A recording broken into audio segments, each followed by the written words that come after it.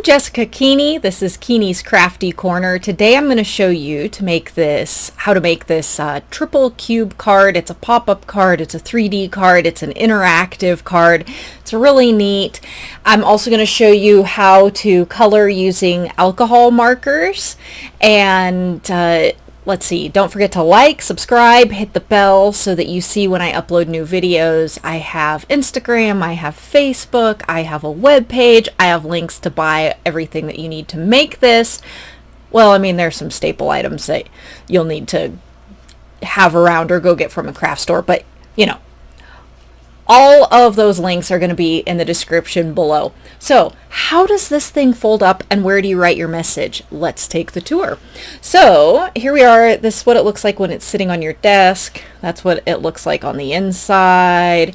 And then here on the back, this is where you write your greeting.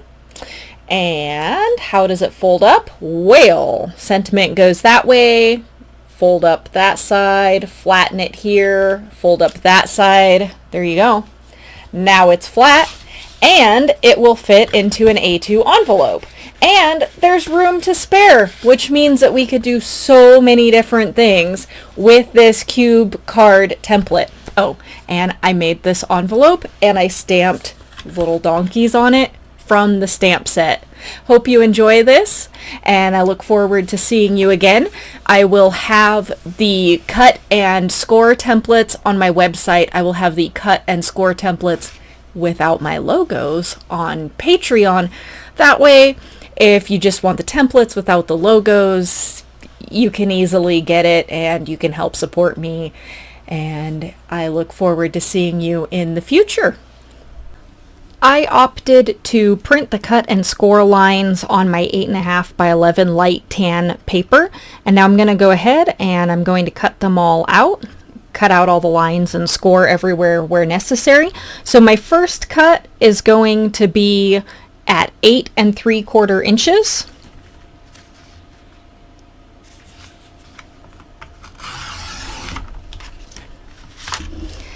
And then we're going to rotate the page. We're going to end up with 8 3/4 by 8 1/4. So we're going to line this up and cut it so that it is 8 1/4 inches wide.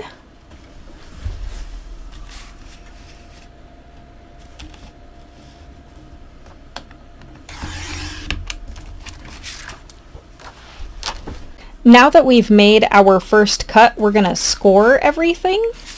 And so we're going to turn the page back around and we're going to score on the dotted lines. So the first score is going to be 1/8 of an inch from this side, but it's going to be, I'm sorry, 1/4 of an inch from this side, but it's going to be 8 1/4 inches from this side. So we're going to line this up with 8 1/4 and we're going to score. And my whole idea with making it so that you could just print out the lines was to hopefully make it so that you didn't have to do a whole lot of measuring. It was already done for you. Okay, now the next score is going to be made at 6 3/16. So we've got, that's a half, that's a quarter, that's an eighth, that's a 16th. Sorry to go over that if you already know how that works. But again, these score lines are supposed to make it so that you don't really have to measure too much. Okay, the next score is going to be at 4 1/8. And again, we're going to line it up over here. And the final score is going to be at 2 1/16. And these measurements are a lot more precise than I normally get in anything that I do, just because I don't like to measure. But I really found that the card worked out a whole lot better with these precise measurements. So now we're going to make our cuts. So our first cut is going to be this big wide piece, and that is going to be 4 1/8 inches wide. So we're actually going to line it up over here at 4 1/8.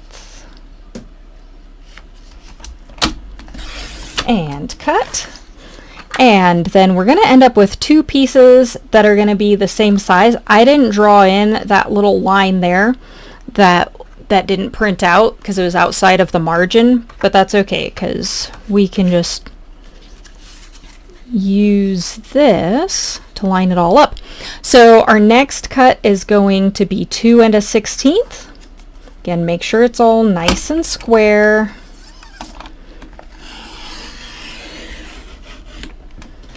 And then this one is going to be 2 1/16.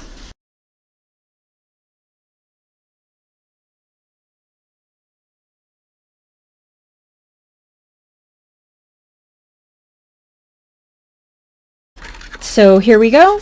We have two pieces and one piece. This piece here is going to make this tall piece, and these two pieces here are going to make these pieces.